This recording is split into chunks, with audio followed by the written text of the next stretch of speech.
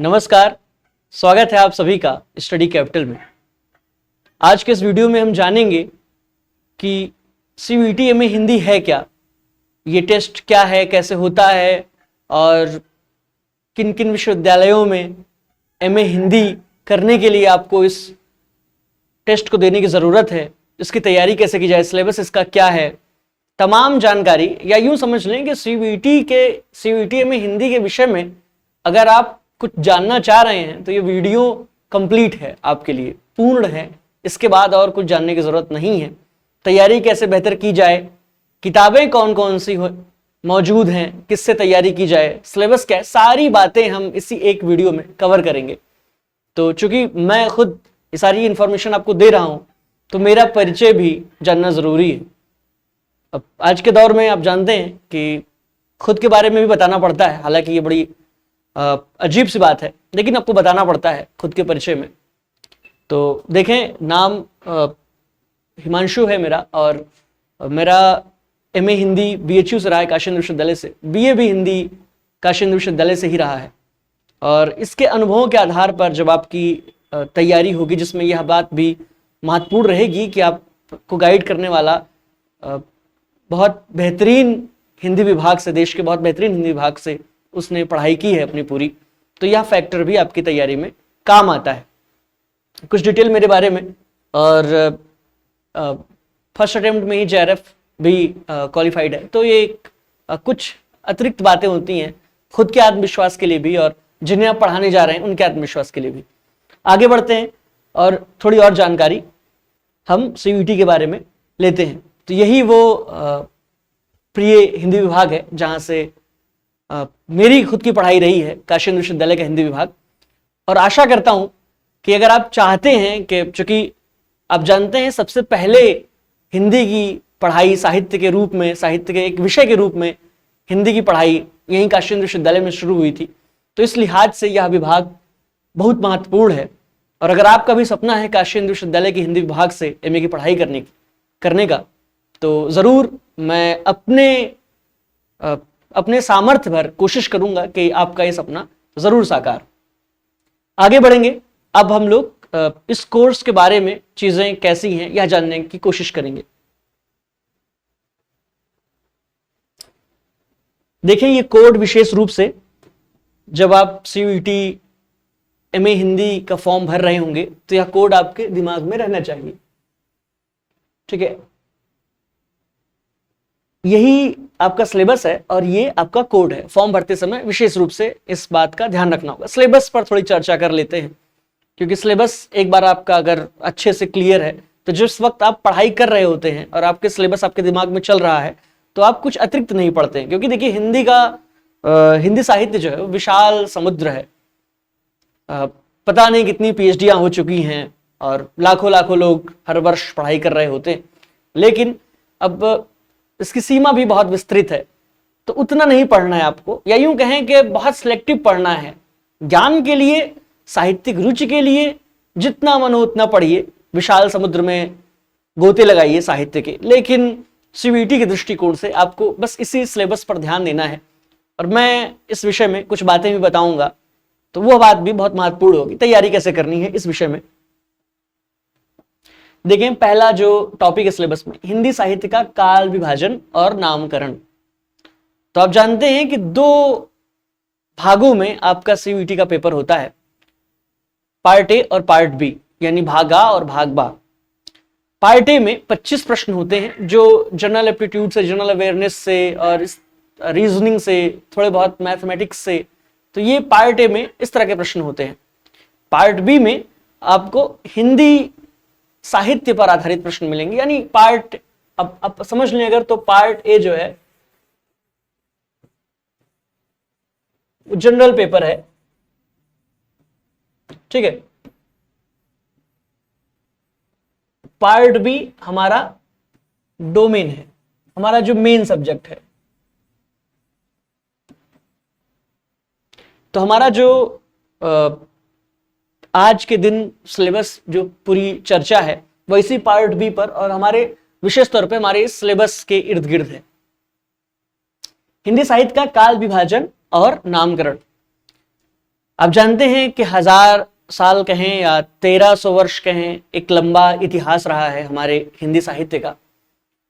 और किसी लंबे इतिहास को पढ़ने के लिए, समझने के लिए हमें उसे कई कालों में विभाजित करना होता है। उस विभाजन के कुछ आधार होते हैं, कुछ हम उसमें लक्षण देखते हैं जिसके आधार पर हम उसको विभाजित करते हैं। और चूंकि एक लंबा इतिहास है और तमाम आलोचक हैं जिनकी, तमाम विद्वान हैं जिनकी अपनी अपनी दृष्टि है, तो एक तो काल विभाजन है, दूसरा काल विभाजन करने वाले साहित्यकार, आलोचक, विद्वान भी हैं। तो इस हिसाब से या इस नजरिए से अगर हम देखें तो बहुत तरह के प्रश्न बनते हैं। इस टॉपिक जो पहला है, पहला शीर्षक, इससे काफी प्रश्न बन जाते हैं। एक तो कि काल विभाजन कैसे कैसे हुआ है, यानी अगर आप मान लीजिए कि आदिकाल, भक्तिकाल, रीतिकाल, आधुनिक काल की दृष्टि से विभाजित कर रहे हैं, तो कितना कितना वर्ष आप आदिकाल में रखेंगे, ठीक है। फिर आपके पास ठोस आधार होना चाहिए कि क्यों रखेंगे आप, क्यों आदिकाल को भक्तिकाल से अलग कर रहे हैं, क्यों आप कह रहे हैं कि मान लीजिए 1375 से आप मान रहे हैं भक्तिकाल, तो क्यों मान रहे हैं 1400 से क्यों नहीं मान रहे हैं। तो ये सारे तर्क भी आपके पास होने चाहिए। दूसरी बात है कि मान लीजिए 1375 कोई मान रहा है, कोई 1400 मान रहा है, तो वो कौन है जो मान रहे हैं और क्यों मान रहे हैं। इस तरह के प्रश्न या इस तरह का की अवधारणा की स्पष्टता आपके भीतर होनी चाहिए। तो ये महत्वपूर्ण विषय है समझने के लिए। काल विभाजन नामकरण, किसने किस काल का नाम क्या रखा है, यह भी प्रश्न बनता है, हमेशा बनता है। मतलब समझ लीजिए आप 75 प्रश्न अगर मैं कहूं तो 6 से 7 प्रश्न आपको सिर्फ इसी टॉपिक से आपको देखने को मिल जाएंगे। आगे बढ़ते हैं हम। हिंदी साहित्य का इतिहास आदिकाल से आधुनिक काल तक। अभी तक जो ये बात चल रही थी वो विभाजन और नामकरण पर थी कि विभाजन कैसे होगा, नाम क्या रखा जाए, क्यों रखा जाए। इस तरह के तर्क और तर्क कहते हैं, आप जानते ही हैं कि एक तरह का टाइप है क्वेश्चन पूछने का। एक आपको असर्शन दिया होगा, मान लीजिए कि आदिकाल को वीर गाथा काल कहते हैं, ये आपका अभिकथन हो गया। अब इसके नीचे एक तर्क दिए जाएंगे, क्यों कहते हैं, तर्क एक सही है कि नहीं, तर्क दूसरा सही है, दोनों तर्क सही हैं, दोनों नहीं सही हैं। इस तरह के प्रश्न आपको देखने को मिलते हैं। तो ये तो काल विभाजन विषय एक बात हो गई। अब हम हिंदी साहित्य के इतिहास में कदम रखेंगे दूसरे शीर्षक में, आदिकाल से आधुनिक काल तक। यानी कि हमारा जो आदिकाल है, अगर हम शुक्ल के शब्दों में कहें तो 1050 से, जिसे हम मानते हैं शुरुआत, वहां से लेकर के आज तक, मतलब इस समय जिस समय ये वीडियो आप देख रहे हैं, ये अद्यतन समय हुआ। यानी आधुनिक काल में ऐसा नहीं है कि सिर्फ प्रगति या प्रयोग तक ला के रोक देंगे। हम बहुत लेटेस्ट, जैसे 2023 में साहित्य अकादमी किसे मिली, इस तरह की चीजें हालांकि अभी मिली नहीं है, लेकिन अगर आपके इस प्रश्न पत्र तक पहुंचने तक अगर वो मिल जाती है, ठीक है, तो यहां पर बात होगी। इसलिए जानना जरूरी है, बिल्कुल लेटेस्ट न्यूज से लेकर के और हमारे आधुनिक काल तक की स्पष्टता हमें होनी चाहिए। अब अगर हम ध्यान दें, ये बहुत बहुत विशाल है यह शीर्षक। जैसे प्रमुख रचनाकार, सरहपा से लेकर के और वर्तमान काल के समकालीन रचनाकारों तक की बात इसमें की जाती है।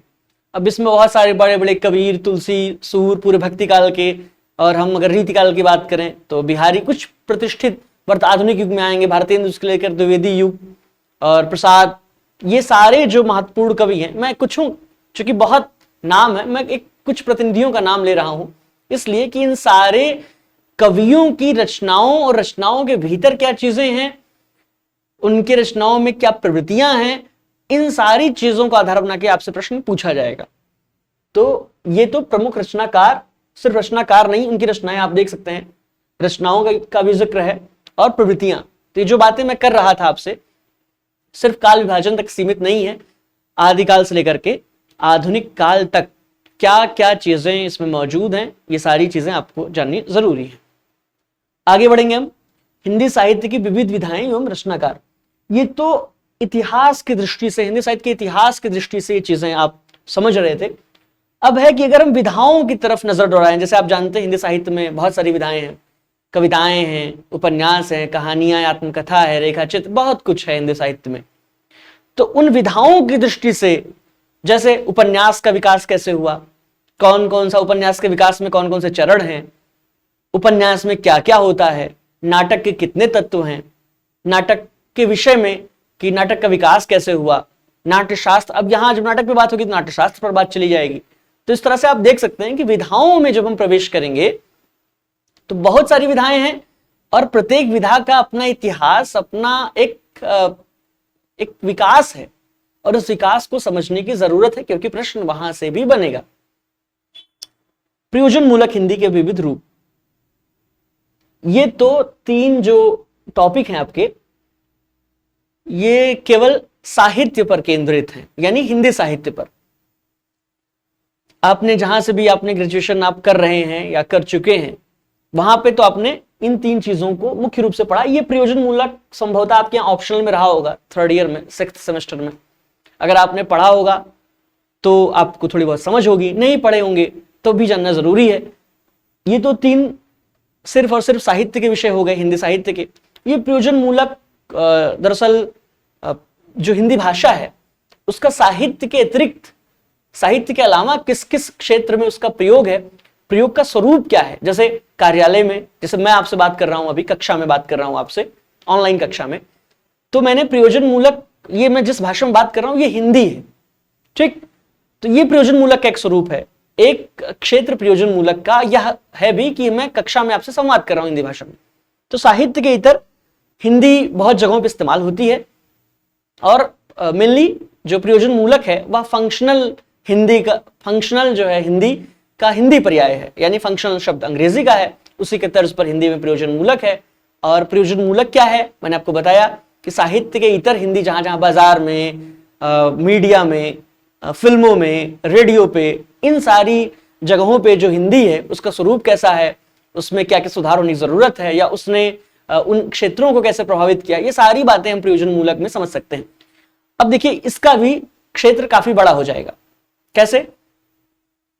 अब अगर प्रयोजन मूलक की बात करेंगे तो ये रेडियो में भी इस्तेमाल है प्रयोजन मूलक का, तो रेडियो के विषय में भी आपको थोड़ी बहुत जानकारी होनी चाहिए। फिर प्रयोजन मूलक सिनेमा में भी शामिल है, तो सिनेमा के बारे में भी थोड़ी बहुत जानकारी होनी चाहिए। तो इस तरह से हिंदी का जो संबंध है वो जहां जहां पे है वहां वहां की थोड़ी बहुत जानकारियां आपको होनी चाहिए। तो ये हमारा चौथा भी शीर्षक कंप्लीट हो गया है। 5वें पे आते हैं, जनसंचार माध्यमों में हिंदी। अब देखेंगे कि मैंने कहा था साहित्येतर जितने भी विषय हैं उसमें प्रयोजन मूलक, जहां जहां हिंदी का प्रयोग है प्रयोजन मूलक के अंतर्गत हम उसका अध्ययन करते हैं।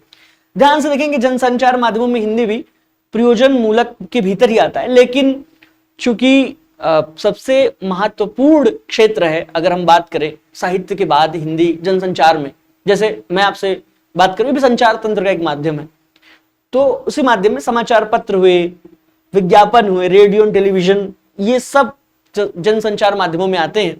और अगर आप हिंदी भाषा में टेलीविजन देख रहे हैं, समाचार पत्र पढ़ रहे हैं, तो उससे एक तो हिंदी का विकास होता है, दूसरी चीज है हिंदी उस क्षेत्र को प्रभावित कर रही है और वो क्षेत्र हिंदी को प्रभावित कर रहा है।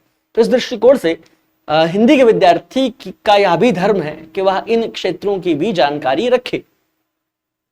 अगला हम अगर बात करें भारतीय काव्यशास्त्र, शब्द शक्ति, काव्य हेतु, काव्य प्रयोजन एवं काव्य लक्षण। अगर स्पष्टता तो शायद इधर ही रहूं तो ज्यादा रहेगी। काव्यशास्त्र, शब्द शक्ति, काव्य हेतु, काव्य प्रयोजन एवं काव्य लक्षण। जैसे आप जानते हैं कि व्याकरण भाषा को स्थिर रखता है, उसके कुछ नियम और कुछ एक मानकीकरण के रूप में, अगर हम एक विशेष परिभाषा में ना जाएं, एक समझाने के लिए कुछ आम फहम शब्दों का इस्तेमाल करूं, तो जिस तरह से भाषा के लिए व्याकरण जरूरी है उसी तरह साहित्य के लिए साहित्य शास्त्र जरूरी है। साहित्य शास्त्र साहित्य के कुछ नियमों, सिद्धांतों, कुछ अवधारणाओं, इस पर बात करता है। और साहित्य के लिए, साहित्य के दिशा के लिए, मार्गदर्शन के लिए काव्यशास्त्र बहुत जरूरी है। तो काव्यशास्त्र क्या है? कविता का अपना शास्त्र, साहित्य का अपना शास्त्र। इसके भीतर हम लोग शब्द शक्ति क्या है, आप जानते हैं कविता में कि फला शब्द शक्ति है, विधा है, लक्षणा है, व्यंजना है, इस तरह से हम देखते हैं। इस शीर्षक में आपको शब्द शक्ति पढ़ना होगा। काव्य हेतु, ठीक है, क्या कारण है जिनसे कविता उपजती है, ये सारे पक्ष भी बहुत महत्वपूर्ण है। काव्य प्रयोजन, काव्य लक्षण कैसे हम जानें, काव्य लक्षण क्या है? जैसे कहते हैं ना कि कोई बीमारी है, तो उसके, हालांकि ये उदाहरण अच्छी बात नहीं है देना, लेकिन कोई बीमारी तुम कहते हैं उसके लक्षण क्या है। या मान लीजिए कोई बहुत अच्छा बैट्समैन है, तो उसके लक्षण क्या है, कैसे शॉट खेलेगा तो आप जानेंगे कि बहुत अच्छा बैट्समैन है। वैसे ही कविता के लक्षण कैसे हम जानेंगे, कोई कुछ विशेषताएं हम देखेंगे किसी भाषा या भाषाई संरचना में, तब हम जानेंगे कि हाँ फला चीज कविता है, तो वो काव्य लक्षण है। अब व्याकरण में भी देखिए, व्याकरण का पोर्शन भी जुड़ा हुआ है। पहले व्याकरण से प्रश्न नहीं बनते थे, जब सीयूईटी के पहले, जब विश्वविद्यालयों की अपनी परीक्षाएं होती थी, तो लेकिन यहां पर व्याकरण है, लेकिन बहुत निम्न स्तरीय व्याकरण है। संधि, समास, काल, वाक्य, स्कूलों के समय का व्याकरण है, तो इस पर बहुत विशेष परेशान होने की जरूरत नहीं है। हाँ, थोड़ी बहुत 1-2 दिन का अध्ययन इसमें लगेगा, बाकी चीजें मैंने, मुझे लग रहा है कि काफी हद तक स्पष्ट कर दी है कैसे आप पढ़ाई करें। आगे हम बढ़ते हैं और इस विषय में और क्या महत्वपूर्ण बातें उसको भी समझने का प्रयास करेंगे।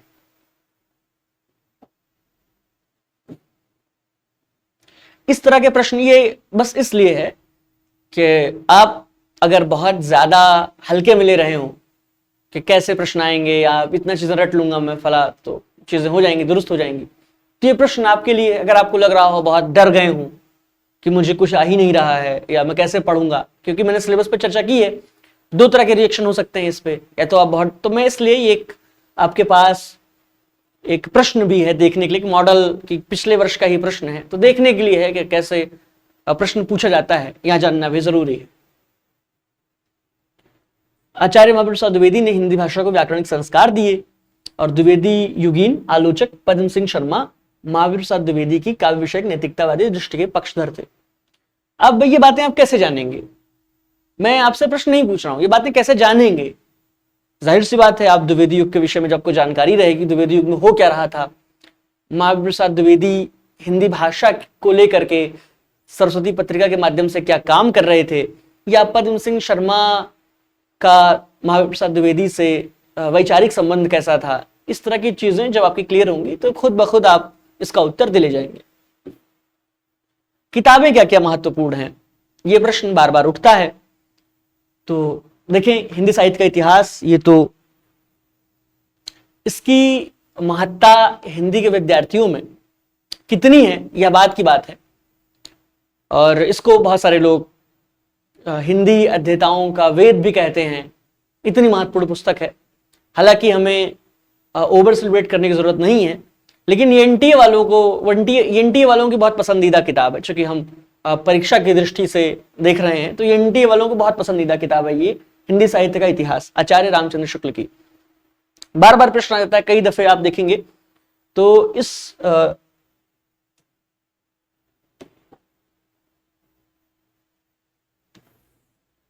जगह पे, ये तो आचार्य रामचंद्र शुक्ल लिखा हुआ है, इस जगह पे रामस्वरूप चतुर्वेदी भी लिखा रहता है। तो लोग कहते हैं सर कौन सी ले लें, हिंदी साहित्य का इतिहास सर रामस्वरूप चतुर्वेदी भी लिखा है, तो ध्यान दीजिए, या रामचंद्र तिवारी कई बार लिखा रहता है। तो ये कुछ शुक्ल के बारे में, शुक्ल के इतिहास के बारे में कुछ भूमिका लिखी होती है किन्हीं साहित्यकारों ने, तो ध्यान देंगे वो उनकी पुस्तक है नहीं, वो शुक्ल जी की पुस्तक है। शुरू में किसी ने कोई भूमिका जोड़ दी है, कुछ पब्लिकेशन वाले ये काम करते हैं, लेकिन मूलतः यह पुस्तक रामचंद्र शुक्ल द्वारा लिखी है और बेहतरीन किताब है।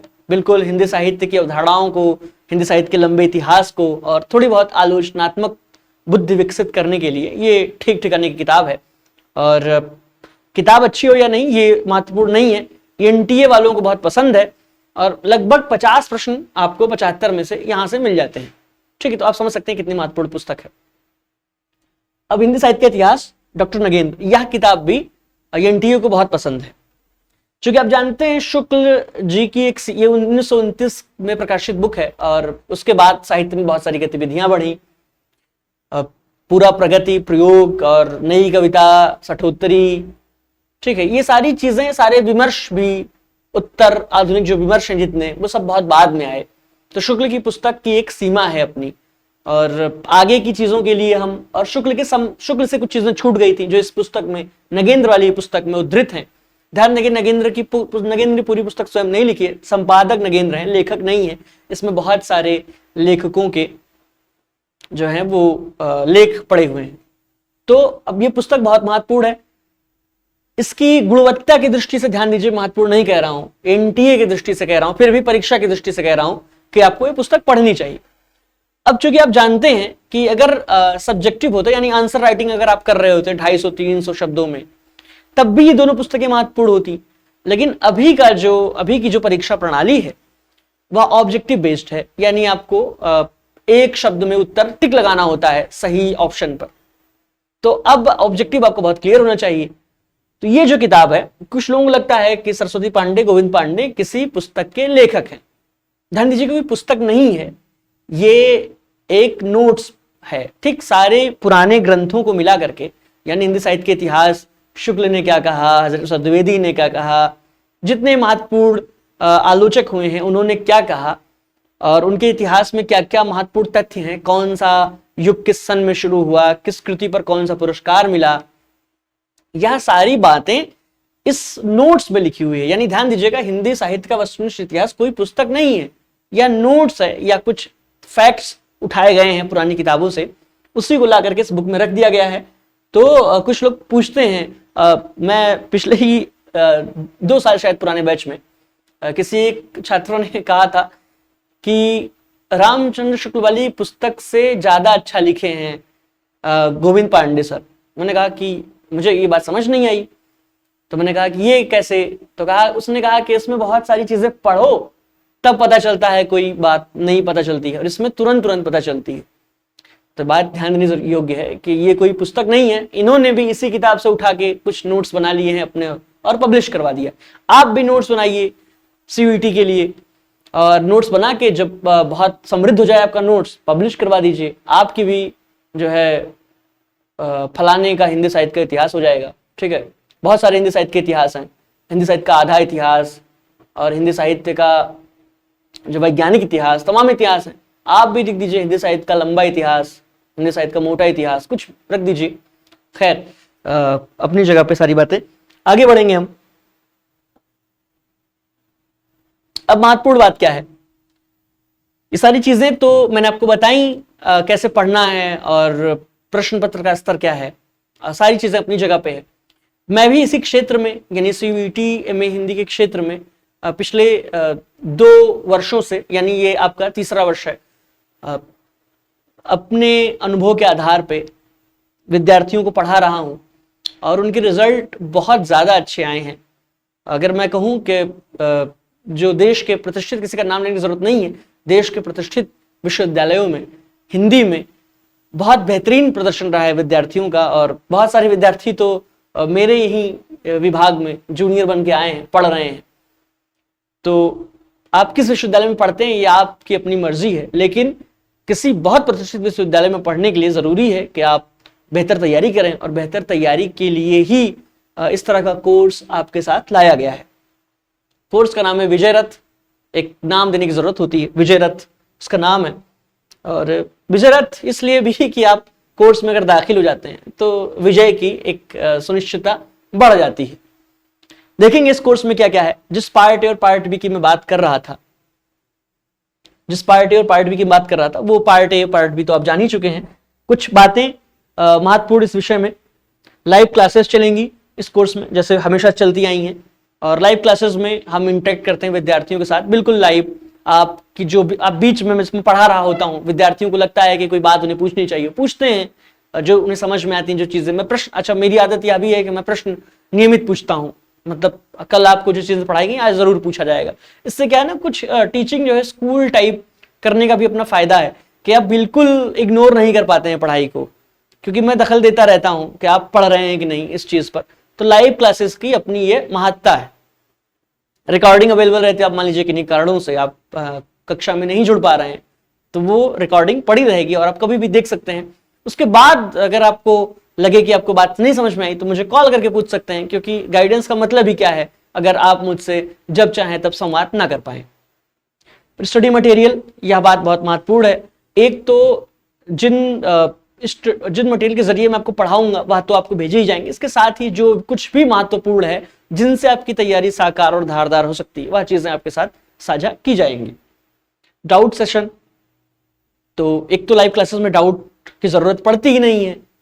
क्यों नहीं पड़ती? क्योंकि आप लाइव हैं, मुझे नहीं समझ में आ रहा है, आप बताओ, जो आपको नहीं समझ में आ रहा है मैं बता रहा हूं फौरन, तो डाउट की कोई जरूरत है नहीं। हालांकि हम लोग एक डाउट सेशन रखते हैं कि जिसको जो कुछ क्लियर ना हो वो जरूर पूछे। और कई बार क्या है कि आप कुछ चीजें, मान लीजिए शुरू में बच्चे बहुत दूर से, बहुत रिमोट एरिया से आते हैं, लाइव जुड़ते हैं, और कई बार उनके अंदर साहस नहीं होता है शुरू में कक्षा में, लाइव चलती हुई कक्षा में पूछने का, तो व्यक्तिगत मुझसे पूछ लेते हैं, कुछ समझ लेते हैं, क्योंकि कई बार हमें झिझक होती है। तो सबके जरूरतों के हिसाब से हम अपना व्यवहार करते हैं। PYQs विथ डीप एनालिसिस, तो ये भी नहीं है कि आपको सीधे हवा हवाई पढ़ा के निकल जाया जा रहा है। जरूरत है कि आपको समझाया जाए कि प्रश्न कैसे आ रहे हैं। प्रश्न पर बहुत फोकस रहता है हम लोगों का, तो हम लोग प्रश्न जो है वो पहले आपको चीजें समझाई जाती हैं, फिर प्रश्न के जरिए आपको बताया जाता है कि हाँ आपने जो पढ़ा है वो फला जगह यहाँ पे ये लागू हो रहा है और ये उत्तर सही है, क्यों सही है, ये सारे जो है कारण आपको दिए जाते हैं। फिर वीकली टेस्ट सीरीज, तो टेस्ट जो है आपको नियमित प्रश्न दिए जाएंगे और आपको उसको जो है हल करना होगा। आप देखेंगे कि आपको आपका स्कोर कितना है, और अंतिम में तो हम लोग प्रॉपर जो है टेस्ट करवाते हैं कि देखा जाए, मतलब इधर 75 और वो सब मिला के फुल टेस्ट की तरह, जिससे आपको लगे कि हाँ आप CVT देने से पहले ही CVT की परीक्षा दे रहे हैं और मानसिक तौर पर उसके प्रति तैयार हो जाते हैं। Special guidance with top mentors, तो ये बात भी स्टडी कैपिटल की बहुत अच्छी खासियत है। ऐसा नहीं है कि आपने कोर्स में दाखिला ले लिया और फिर वो मुझे आप सौंप दिए गए कि जाइए, हिंदी के आप बच्चे हैं तो हिंदी वाले टीचर के पास जाइए और स्टडी कैपिटल फिर उन सारी चीज़ों से पृथक हो जाए। ऐसा नहीं है, आपसे नियमित फीडबैक लिया जाएगा कि मैं आपको सही पढ़ा रहा हूँ कि नहीं, आप खुश हैं कि नहीं अपने कोर्स से। तो ये हमारे जो फाउंडर हैं उनकी यह जिम्मेदारी बनती है, नैतिक जिम्मेदारी, और वो इस काम को बखूबी करते हैं कि आपको ऐसे छोड़ नहीं दिया जाता है कि अपने मन से सीखिए या मैं जैसा पढ़ा रहा हूँ वैसा पढ़िए। आपसे पूछा जाता है कि आप संतुष्ट हैं कि नहीं। Seminar with our CEO and team, तो यह सारी बातें हो गई। अब ऑफर प्राइस, उसके बगल में मेरे विषय में भी कुछ बातें फिर मैं दोबारा से देख लें आप कि फर्स्ट अटेम्प्ट में JRF क्वालिफाइड रहा है और अपने समय में BHU में और DU में मेरा एंट्रेंस में फर्स्ट रैंक रहा है। तो अब हम लोग देखेंगे कि कोर्स का प्राइस क्या है। मतलब इतनी सारी व्यवस्थाएं हम कर रहे हैं तो जाहिर सी बात है कि कुछ तो खर्च करना ही पड़ता है, समय भी और इतनी व्यवस्था भी। तो 2999 ये ऑफर प्राइस है। वस्तुतः जो है मेन प्राइस वो ये है, लेकिन 2999 रुपए में आपको ये सारी चीजें जितनी आपको बताई गई हैं वह आपको मिल जाती है। कई विद्यार्थियों को ये जो प्राइस है वो बहुत ज्यादा लगता है। ध्यान दें 1000 रुपए के करीब आप फॉर्म भरते हैं CVT का, और जिस व्यवस्था में, जैसे मैं अभी ये माइक का इस्तेमाल कर रहा हूँ, ये बोर्ड का इस्तेमाल कर रहा हूँ, डिजिटल कैमरा लगा हुआ है, ठीक है, और वीडियो आप देख रहे हैं, इंटरनेट के जरिए चीजें पहुंच रही हैं, तो आप देखेंगे कि सारे खर्चे वास्तव में इतने ज्यादा होते हैं कि जो आप पैसे खर्च कर रहे हैं 3000 रुपए के करीब, 2999, उसमें से मुश्किल से अगर मैं प्रॉफिट की बात करूं, मुश्किल से 1000 रुपए के करीब मिलते हैं। तो आप 1000 का फॉर्म ही भर रहे हैं, तो मुझे नहीं लगता है व्यक्तिगत कि ये प्राइस बहुत ज्यादा है। हाँ, एक चीज की बात है कि अगर आप ये इतना पे करते हैं तो आपके कोर्स में दाखिल होने की एक सुनिश्चितता बढ़ जाती है, और हर साल होते हैं लोग, बहुत उसमें बहुत साधारण सी बात है। 90% से ज्यादा लोग तो हमेशा जो है वो किसी प्रतिष्ठित विश्वविद्यालय में ही पढ़ते हैं, तो उसमें कोई बहुत बड़ी बात नहीं है, साधारण बात है। बस थोड़ी मेहनत करने की जरूरत होती है और थोड़े गाइडेंस की जरूरत होती है। इतनी बातें हमने समझी। अब देख लें ये, हालांकि मैं सिर्फ इसलिए कि विद्यार्थियों को टीचिंग पसंद आती है कि नहीं, आप देख लें कि विद्यार्थियों का प्रेम और स्नेह कोर्स खत्म होने के बाद कितना ज्यादा रहता है। लोग जो विद्यार्थी हैं वो आते तो कोर्स में पढ़ने के लिए, लेकिन जो व्यक्तिगत संबंध बन जाता है और उन्हें जो कुछ अच्छा लगता है वो अब उनकी अभिव्यक्ति है। देख लें कि लोगों को कितना पसंद आता है स्टडी कैपिटल का कोर्स। तो इसी के साथ अब अपनी बात मैं खत्म करता हूं। धन्यवाद।